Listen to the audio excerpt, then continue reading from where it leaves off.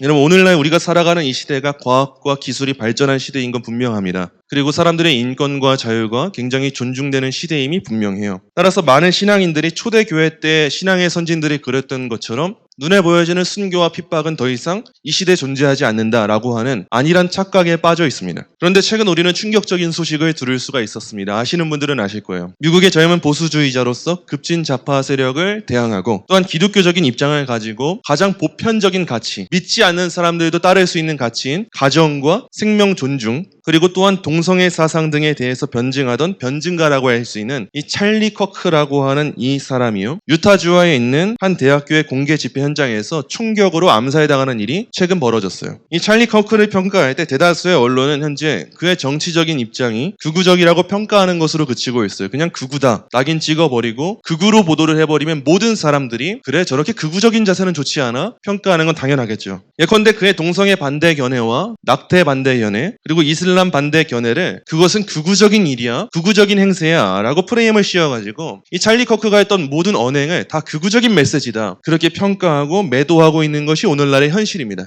여러분, 꼭 긴밀하게 생각하셔야 돼요. 우리 어린 자녀들도 정확하게 알아야 됩니다. 학교에서, 일상생활에서, 사회생활에서 우리 명확한 그 인식을 가지고 있어야 돼요. 여러분, 동성애 반대와 동성애 혐오는 매우 다른 일입니다. 우리가 차별금지법을 반대한다고 해서 동성애자들을 혐오하는 것은 아니라는 사실을 명확하게 알고 계셔야 돼요. 우리가 동성애라고 하는 그 행위에 대한 죄에 대한 인식을 가지고 있는 것이고 그 죄를 죄로 규정하는 것이지 동성애자들을 우리가 혐오하고 비난하고 돌을 던지는 것은 절대 아닙니다. 그것은 복음적인 가르침이 아니에요. 그런데 오늘날 사회는 우리 기독교의 입장을 굉장히 매도하고 왜곡을 시키고 있습니다. 우리가 차별금지법을 반대할 때 차별금지법을 반대한다는 이유만으로 우리에게 이름을 붙입니다. 극우라고 하는 이름을 붙입니다. 그래서 우리가 마치 기독교가 차별을 조장하는 종교인 것처럼 너희는 왜 차별금지법을 반대해? 왜 동성애자들을 차별해? 기독교는 혐오와 차별의 종교야 라고 하는 그릇된 인식을 세상 사람들에게 심어주고 있어요. 저는 이 시점에 찰리 커크의 죽음에 대한 대부분의 언론 보도가 그의 죽음에 극우라고 하는 프레임을 씌우는 이 모습이 얼마나 안타까운지 모릅니다. 현재 미국과 한국의 많은 청년들이 찰리 커크의 죽음을 애도하고 있어요. 최근 슈퍼주니어의 최시원 씨와 원더걸스의 선예 씨가 그의 죽음을 애도하는 글을 SNS에 업로드를 했어요. 많은 내용을 담고 있지도 않았고요. 그의 죽음을 기린다는 내용만 담고 있었어요. 상식적으로 한 사람이 그가 보수 논객이었건 진보 논객이었건 폭력적인 방식으로 죽임을 당했다는 것은 여러분 깊이 애도에 마땅한 일인 것이 상식 아닙니까? 국민의힘이건 민주당이건 간에 한 사람이 폭력적으로 안타까운 죽음을 당한 건 여러분 우리가 애도해야 되는 일이 당연한 일이에요. 불의의 사고에도 국가적인 애도의 기간을 가집니다. 온 국가가 리본을 달기도 하고 애도의 행위를 하고 있어요. 여러분, 이것은 우리가 그 생명의 가치를 존중하기 때문에 함께 슬퍼할 수 있는 자세인 거잖아요. 그런 일에 누가 감히 극우적인 일이다, 너무 정치적이다, 집단적이다, 그런 일로 반발하는 경우 여러분 많이 보셨습니까? 그런데 지금 이 슈퍼주니어 최시원 씨에게 슈퍼주니어에서 탈퇴라라고 하는 비난이 쏟아진다고 하고요. 원더걸스 선예 씨에게 어떻게 연예인이 그런 행동을 할 수 있냐, 극우주의자를 그렇게 보듬어줄 수 있냐라고 하는 비난이 말로 다 할 수 없다고 해요. 여러분, 이 시대는요, 급진 좌파가 될 수 있는 자유는 인정받는 시대인 것 같아요. 동성애를 찬성하는 자유는 인정받는 시대인 것 같아요. 차별금지법과 레즈비언, 게이들을 인정하는 그 자유는 인정받는 시대인 것 같은데 아주 조금이라도 보수적인 가치관을 내세울 수 있는 이 자유는 조금도 내세울 수 없는 시대라는 생각을 전 가지게 됩니다. 여러분, 과연 이 시대가 커크의 죽음을 정당하게 평가하고 있다고 생각하십니까? 이 사람이 대학가에 가서 그 대학가 중심가에서요, 하나의 부스를 차리고요, 내가 틀렸다는 것을 입증해봐 라고 하는 제목을 가지고 젊은 청년들, 대학생들에게 그 동성애적인 가치관과 낙태에 대한 가치관을 서로 토론하고 논쟁하는 시간을 가지는 게 이 사람이 주로 하는 가치관이었어요. 기독교 대학가가 아닙니다.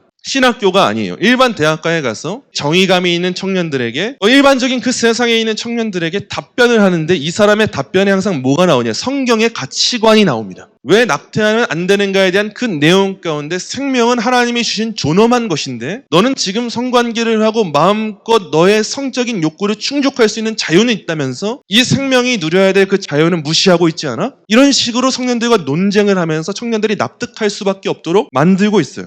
그럼 저는 많은 부분 이런 찰리 커크에 대한 평가가 그의 죽음을 매도하고 있다라는 생각을 갖게 돼요. 그리고 이와 같은 여론과 이 시대의 이 사조 가운데 무엇이 담겨 있는가 볼 때 단순하게 찰리 커크가 보수주의자여서 공화당원이어서 그를 반대한다는 것이 아니라 이 많은 언론들의 여론의 그 기반 가운데 무엇이 있는가 보니까 기독교 혐오 사상과 기독교를 핍박하고 있는 운동이 21세기에도 여전히 이루어지고 있구나. 저는 이 사실을 발견하게 됩니다. 물론 그의 정치적인 입장에 있어서는요. 트럼프를 비롯한 현 시대의 미국의 이 보수주의 운동이 온전히 기독교적인가에 대한 반발의 가치가 충분히 있을 수 있어요. 그의 정치 운동에 있어서는 우리가 이견이 있을 수 있어요. 그런데 그의 정치적인 입장은 배제한다 해도 그가 미국과 세계를 무대로 해서 기독교적인 세계관을 충분히 불신자들에게 입증할 수 있구나. 아무리 이 시대라 해도 기독교적인 가치관이 충분히 청년들을 다시 한번 이 온전한 가치관으로 변화시킬 수 있구나. 적어도 이 점만큼은 많은 기독교인들에게 용기와 위로와 소망을 보여주었다고 생각을 해요. 찰리 커크는요, 한 사람의 보수주의자이기 전에 한 사람의 그리스도인이었습니다. 대단한 믿음을 가진 사람이었어요. 이 찰리 커크를 암살한 이 용의자는요,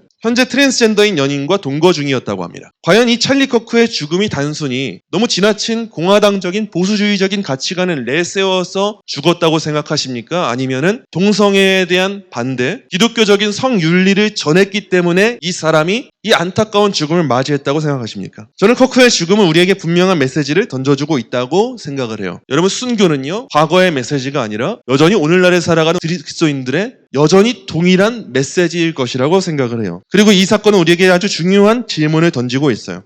여러분, 오늘 우리 시대에도 우리 그리스도인이라면 꼭 우리는 순교적 증인의 길을 걸어야만 하는 것일까? 우리 개인에게 던져봐야 될 지문이라 생각합니다. 우린 너무도 안일하게 신앙생활을 하고 있잖아요. 이 시대는 그런 순교는 이제 일어나지 않아. SNS에서 욕은 먹을 수 있을지언정 진짜 목숨을 잃는 일은 일어나지 않아 했는데 여러분, 그 일이 일어나요. 지금도 중동 지역에서는 그리스도를 믿는다는 이유로 많은 그 교회들이 이슬람 집단에 의하여서 테러를 당하고 떼죽음을 당하고 있어요. 한 마을 전체가 초토화되고 있어요. 여전히 많은 불교 국가에서, 아니 심지어는 기독교의 파생지라고 할 수 있는 그 지역들에서 종교개혁의 운동이 일어났다고 하는 그 지역들에서 기독교에 대한 핍박과 혐오 운동이 거세게 몰아치고 있어요. 초대교회 성도들만이 아니라 오늘날 살아간 이 시대 성도들도 순교자의 길로 부름받았다는 사실을 우리는 부인할 수가 없습니다. 찰리 커크의 죽음은 우리에게 충격적인 일이겠죠. 그리고 우리에게 충격을 줄 때 우리는 왜 충격을 받냐? 나한텐 이루어지지 않을 것 같은 일인데 이루어졌으니까 충격을 받잖아요. 근데 여러분, 또다시 충격을 받아야 돼요. 이와 같은 일은 나에게도 충분히 이루어질 수 있는 일이고 일어난다 할지라도 우리는 담대히 그 길을 가야 되는 믿음이 필요해요. 시대는 교회를 차별의 공동체로 매도해도 여러분, 자신감을 가지셔야 돼요. 교회만큼이나 진정한 평화와 차별 없는 공동체는 이 세상에 없습니다. 우리 자신감을 가지고 증언해야 돼요. 왜 교회는 혐오에 차별에 말할 때 아니 그렇지 않아. 교회가 얼마나 차별 없는 공동체인지 알아? 얼마나 평화에 있는지 알아? 얼마나 사랑에 있는지 알아? 우리는 자신감을 가지고 우리가 가진 무기가 약하지 않다는 믿음을 가지고 예수 그리스도께 답이 있는데 이 답을 넌 믿어야 돼. 이게 절대 구닥다리가 아니야. 이런 믿음으로 증언하는 그 일이 우리가 해야 될 일이에요. 때론 이렇게 증언할 때 핍박 당할 수 있어요. 그런데 성령께서 우리를 부르셨고 주님이 가신 길이라면 여러분, 담대하게 오늘 결단하셔야 돼요. 가겠습니다. 그냥 머리로 한 대로 그냥 내가 그래도 성도니까 가야지, 이게 아니라 진짜 내가 총살을 당한다 할지라도, 내 가족이 내 믿음으로 말미암아 홀로 남겨진다 할지라도, 그게 예수님 가신 길이라면, 주님 복음을 위해서라면 목숨까지도 버리고 그 길로 가겠습니다 결단하는 믿음이 필요해요. 우리가 이 길을 걸어갈 때 세상은 우리를 미워할 수 있어요. 우리는 죽을 수 있어요. 괜찮아요. 그래도 그 일로 말미암아 하나님은 크신 부흥을 우리에게 허락하실 거예요.